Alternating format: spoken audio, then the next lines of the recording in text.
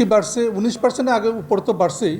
আমি ইউনিট প্রতি যদি দেখেন, আমি আজকে না ইউনিট প্রতি তো আপনি তো ইউনিট প্রতি যদি দেখেন, ইউনিট প্রতি দেখলে হবে না, এই কারণে তাহলে আলটিমেটলি আমাকে গ্রাহক হিসেবে তো ইউনিট প্রতি আমাকে পে করতে হবে।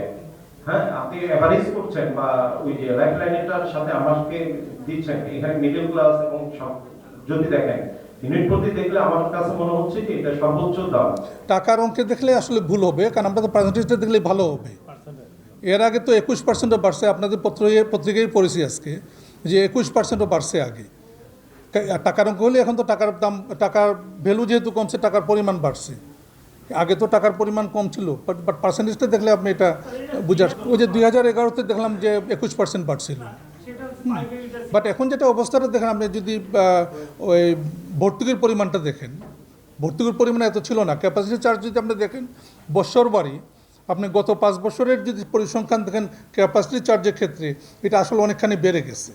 হ্যাঁ, এই দায় তো আসলে নিঃসন্দেহে সরকারের উপরেই বর্তাবে, কারণ এই প্রকল্পগুলি সরকারই অ্যাপ্রুভ করেছেন।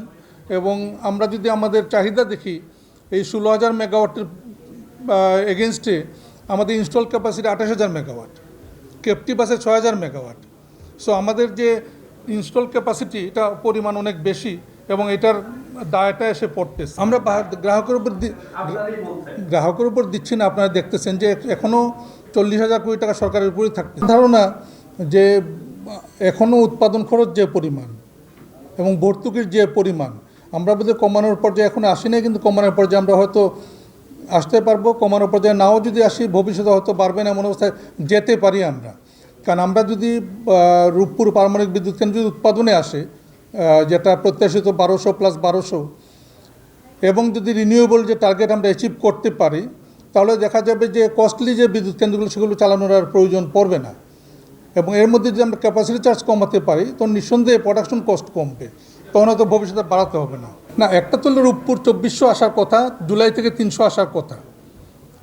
তো রূপপুর যখন 2400 আসবে, তখন কিন্তু ফার্নেস অয়েল আর লাগবে না আমাদের, তখন থাকবে গ্যাস, কয়লা এবং এই পারমাণবিক বিদ্যুৎ। রিনিউয়েবলের পরিমাণ যখন বাড়বে, রিনিউয়েবলের কস্ট কমে আসছে, তো রিনিউয়েবলের পরিমাণ যখন বাড়বে, তখন টোটাল প্রোডাকশন কস্টও কমে আসবে। এটা আমরা আশা করতেছি।